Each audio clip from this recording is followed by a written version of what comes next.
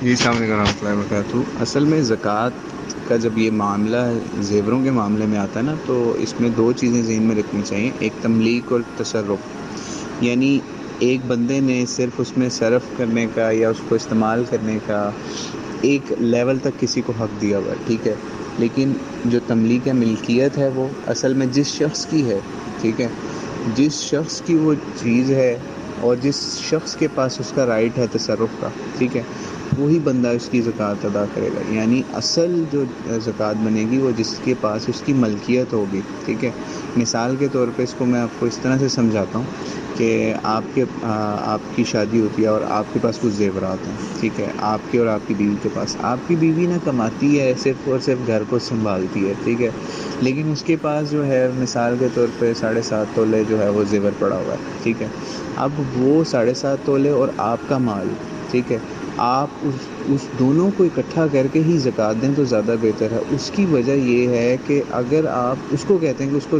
وہ زکوٰۃ دے، ٹھیک ہے، حالانکہ وہ دونوں سمجھ لیں کہ یہ زیورات جو ہیں آپ کی اور آپ کی بیوی دونوں کی ملکیت ہیں ایک قسم کی، ٹھیک ہے،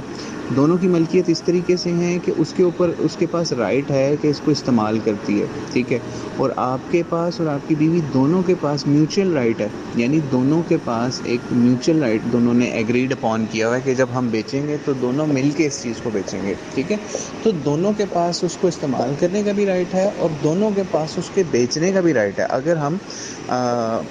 اصلی ریالٹی یا اصل پکچر کی طرف دیکھیں گھروں کے اندر یا اور جگہوں کے اندر، ٹھیک ہے، ہوتا ایسے ہی ہے جب کسی نے کوئی زیور وغیرہ بیچنا ہو تو اس کی بیوی آگے کھڑی ہوتی ہے کہ میں نہیں بیچنے دوں گی، بے شک ملکیت تمہاری ہے لیکن میرا بھی اس پہ حق ہے، ٹھیک ہے، تب یہ مسئلہ کھڑا ہو جاتا ہے۔ لیکن اگر کوئی مصیبت آئی ہو تو دونوں راضی ہو جاتے ہیں، ہاں بیچ دیتے ہیں، تو اس لیے یہ جوائنٹ ملکیت ہوتی ہے نارملی جو زیورات ہوتے ہیں، ٹھیک ہے، دونوں کی ملکیت اس میں سامنے آ رہی ہوتی ہے۔ اور اس کے ساتھ ساتھ آپ یہ دیکھیں کہ کچھ زیور ایسے بھی اکثر ہوتے ہیں جو عورت اپنے پیچھے سے لے کے آتی ہے، پیچھے مطلب سسرال سے، مطلب اپنے ماں باپ سے، جو اس کے ماں باپ نے اس کو گفٹ کیا ہوتا ہے، لیکن آج نہ تو وہ بیوی وہ زیور بیچنے کے لیے تیار ہوتی ہے زکوٰۃ اتارنے کے لیے، نہ شوہر اس چیز پہ تیار ہوتا ہے کہ وہ اس زیور کو بیچے، کیونکہ وہ چاہتے ہیں کہ آگے آنے والی ہماری نسلیں جو ہیں وہ اس سے فائدہ اٹھائیں۔ تو اب اس کا حل کیا ہے؟ اب ہم اس کو اگر اسی طرح بال کو کورٹ میں گھماتے رہیں گے شوہر اور بیوی کے اور فتوے کے چکر میں، تو ہمیں اس مسئلے کی سمجھ نہیں آئے گی۔ حل یہی ہوتا ہے کہ آپ جو بھی گھر میں کمانے والا ہو،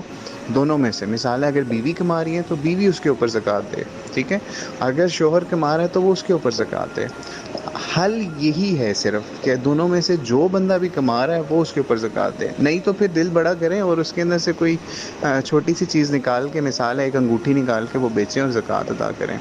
کیونکہ یہ جو مال ہے اگر یہ نہ آج ادا کیا تو کل کو یہی مال جو ہے پگھلا کے توق بنا کے اور آپ کے جسموں کو چہروں کو داغا جائے گا اسی مال سے، اور کہا جائے گا یہی وہ مال تھا جس کو تم اکٹھا کر کے رکھتے تھے، ٹھیک ہے۔ تو اس لیے دونوں کو اس کے اندر حوصلے کا مظاہرہ کرنا ہوگا، جو بھی کماتا ہے دونوں میں سے، میاں بیوی میں سے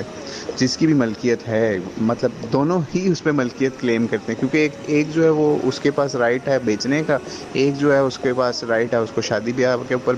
چلانے کا، لیکن رائٹ کو دیکھتے ہوئے دونوں ہی اس کی ایک قسم کی ملکیت کلیم کر رہے ہوتے ہیں، ٹھیک ہے۔ تو اس لیے جس کے پاس پیسہ ہے، جس کے پاس نوکری ہے، جس کے پاس کاروبار ہے، وہ اس کے اوپر سے زکوٰۃ ادا کر دے، دونوں میں سے جو بھی ہے، کیونکہ آگے انہوں نے یہی سوچ کے اس مال کو رکھا ہوا ہے کہ کل کو ہماری اولاد آئے گی یا ہمیں کوئی مصیبت اللہ نہ کرے آ جائے تو ہم اسی زیور کو جو ہے وہ اپنے لیے ڈھال بنائیں گے یا اس سے فائدہ اٹھائیں گے۔ تو یہ اس میں حل ہے۔ اچھا، حل ایک اور بھی ہے اس کے اوپر، مثال کے طور پہ آپ کے زیور کو 1 سال گزر گئے، اب آپ مثال 7.5 تولے کے حساب سے اس کے اوپر 2.5% زکوٰۃ نکالتے ہیں، مثال کے طور پہ آپ کی زکوٰۃ بن جاتی ہے کوئی، مثال ہے میں آپ کو مثال دیتا ہوں، آپ کی زکوٰۃ بن جاتی ہے کوئی 15,000 روپیہ، ٹھیک ہے، 15,000 روپے آپ کی زکوٰۃ بن جاتی ہے 2.5% کے حساب سے، مثال دے رہا ہوں، اس وقت ذہن میں نہیں ہے سونے کا ریٹ کیا ہے تولے کے حساب سے، آپ کی 15,000 زکوٰۃ بن جاتی ہے، 15,000 اب فوری آپ کے پاس نکالنا بہت مشکل ہے، ٹھیک ہے. اب آپ کیا کریں کہ آپ اس 15,000 کو 2,000 پر مہینے پہ ڈیوائڈ کر دیں کہ آپ اپنی تنخواہ سے، اپنے مال سے، اپنے کاروبار سے اگلے 6 مہینے کے اندر 2,000 روپے نکال کے، تو اس دوران جس غریب کو مدد کے لیے آپ زیادہ ضروری سمجھ رہے ہوں، ٹھیک ہے، اس کو آپ وہ پیسے جمع کرا دیں، اس غریب کی مدد کرا دیں. مثال ہے، اس سے 2 فائدے ہوں گے آپ کو. ایک تو اکٹھی نکالنے کے بوجھ سے بھی بچ جائیں گے آپ. دوسرا فائدہ آپ کو کیا ہوگا، وہ یہ ہوگا کہ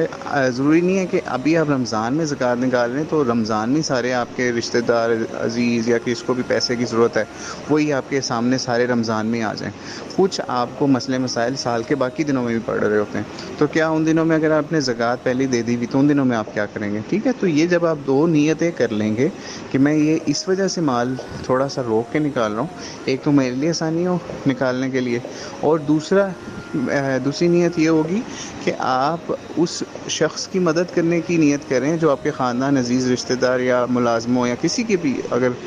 کوئی مصیبت آتی ہے یا وہ آپ سے سوال کرتا ہے تو اس وقت آپ اس کو اس مال زکوٰۃ میں سے اس کی مدد کر دیں گے، تاکہ وہ بھی مسئلہ اس وقت یہ نہ ہو کہ آپ اس وقت آپ کے پاس اس کو دینے کے لیے کچھ بھی نہ ہو اور آپ اس کو نہ کرتے ہیں. جب یہ 2 نیتیں کریں گے یا 2 یہ آپ طریقے اختیار کریں گے، انشاءاللہ تعالی آپ کی زکوٰۃ بھی ادا ہو جائے گی، آسانی بھی ہوگی، اور کوئی انشاءاللہ آپ کے عزیز رشتہ دار میں کوئی مسئلہ ہوتا ہے تو ان کی بھی مدد ہو جائے گی. واللہ اعلم بالصواب.